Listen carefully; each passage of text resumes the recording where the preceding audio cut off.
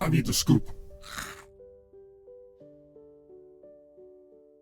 A teenage daughter's world shatters when she discovers her mother's decade-old infidelity through family gossip. This explosive revelation ignites a fierce confrontation that exposes years of hidden tension beneath the surface of what seemed like a normal family. Join us as we explore a powerful story about standing up for yourself, recognizing emotional abuse, and the courage it takes to rebuild a broken family dynamic. My wife cheated on me nearly 10 years ago. I won't get into the specifics as they're unimportant, but due to the fact that I saw blame on both of our parts, I forgave her and we moved past it.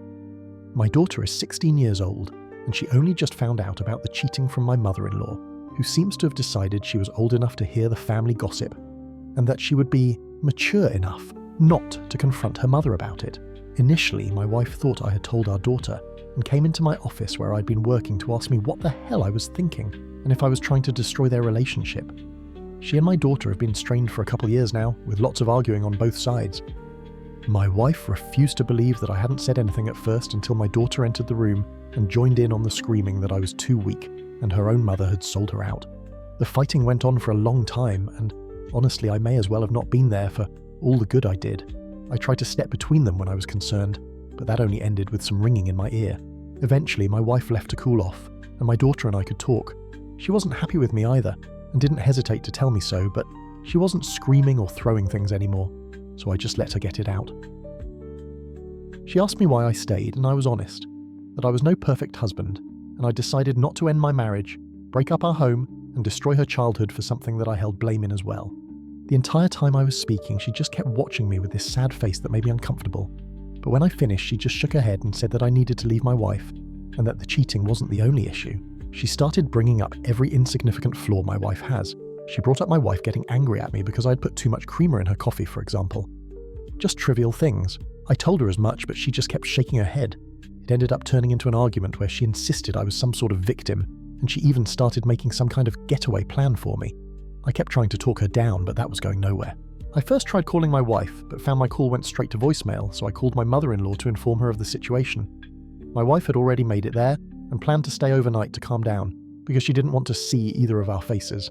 It's been a few days now and I still haven't seen her, or heard from her, but her mother informs me she's okay, just very emotional, so I'm also scared for my wife. She's had mental health struggles before, and if she's going through that again, I should be there to help. My wife almost died the last time she had an episode, and I don't think even my daughter, as angry as she is right now, wants her mum dead. My daughter told me she hopes her mother never comes back. I'm just feeling defeated and tired. I've done everything I can to keep this family floating, and somehow I'm still failing. It's beginning to feel like I always do, at everything, and always will fail at everything as long as I live. My mother-in-law and my wife were always close. She said more than once that her mother is her best friend. It's hard to say if my mother-in-law intrudes on our personal lives. I don't particularly like her knowing everything about our marriage because it's weird to me, but then I had no relationship to speak of with my mother when she was alive, so I have no idea if that's actually just me being weird. From what my mother-in-law said, for some reason she was idiotic enough to think my daughter would keep the cheating to herself. Which honestly I'm glad she didn't, because I know how secrets like that can eat at a kid. She thought it was harmless gossip because it was so long ago, and I stayed. Like if I'd forgiven her, somehow my daughter wasn't meant to be affected by it. I've been working on staying calm because she's my only link to my wife right now, and yelling at her is a good way to get blocked and have no sure way of getting updates on her. My wife is temperamental, but she's not violent. I mean, she just gets mad easily. She gets over it pretty fast though, like she yelled about the coffee thing, dumped it out, and got a new cup and it never came up again. I honestly forgot about it until my daughter brought it up. It really wasn't a big deal. My daughter and my wife were always so close growing up. I mean, I felt like the bonus parent at times, because they were so close when she was little. I remember being a bit jealous about it because I would laugh and think to myself that I thought dads and daughters were supposed to have the special relationship. They only really started fighting when my daughter was 14. I guess I still feel guilty because their first fight was completely my fault, and I still blame myself for it. The community rallied around this father, with many recognizing the signs of emotional abuse that he had normalized for years. As tensions continued at home, his daughter's perspective began to shift his understanding of his marriage in profound ways. 13 months after that initial confrontation, the original poster returned with an update that would reveal how this family's story ultimately unfolded. it's been a while since my last update. Before I begin, I want to thank all the kind people who reached out with genuine advice and with whom I had lovely conversations. I appreciate you more than I can say. I never updated after the conversation with my daughter about her situation with my wife. We talked, and it went worse than I expected, but better than many might have feared. My daughter confirmed that her mother never hit her or threatened her physically. She did bring up the yelling, and I listened carefully. She explained she was never afraid of her mother, but she started to resent her when she noticed how she treated me. That's what prompted the change in her appearance and rebellious behaviour. She appreciated that I stood up for her when it came to her new style, because then I was standing up for something. That makes me laugh a bit now, but at the time I was confused.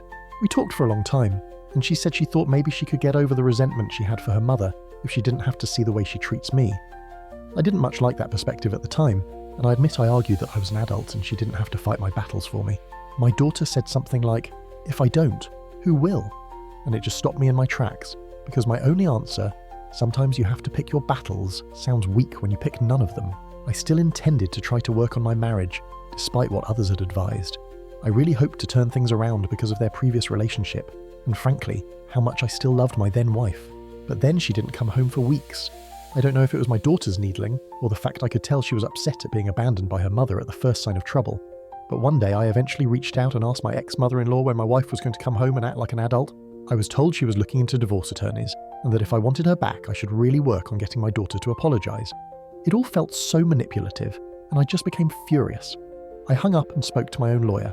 After being served with divorce papers, my wife tried to come back and cried that it was her mental health causing the problems, but I was still so angry I just shut her down and told her to leave. The divorce was finalised a while ago. My daughter stays with me most of the time since her mother moved out of state afterward. She wants to go to college in the area when the time comes, but still visits her grandmother and speaks to her mother on the phone sometimes.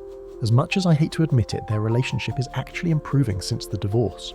I don't hate my ex-wife, even if many, including my daughter, categorise her behaviour as abusive. She's the first woman I ever really clicked with in that way, and though I don't love her anymore, probably the last. I don't mind it so much now. I have a full life without her around, and a quieter one as well. My ex-mother-in-law is no longer allowed in my house due to her actions during and after the divorce. She never really liked me, mostly tolerated me because I was a decent husband in her words. But during the divorce, she tried to get me to drop it, insisting my ex was having an episode. Then she argued my ex should get full custody despite both my daughter and my ex-wife arguing against it. She wanted my ex to get nearly everything in the division of assets, even ridiculous things like both our cars. My ex was surprisingly reasonable throughout the process, but it was like her mother wanted me punished for giving up on my ex. After numerous confrontations when she would show up uninvited at my house, I eventually told her that she was no longer welcome, and if she came back, I would call the police to escort her off the property. That seemed to finally get through to her, and she hasn't been my problem since. My daughter is now 17 with her own car, and I won't prevent her from talking with her grandmother or visiting if she wants. She's never expressed a desire to cut contact with her, and I'm not going to force the issue. I've been very clear that she has no obligation to cut off anyone over me. From what I know, my ex is finding herself now.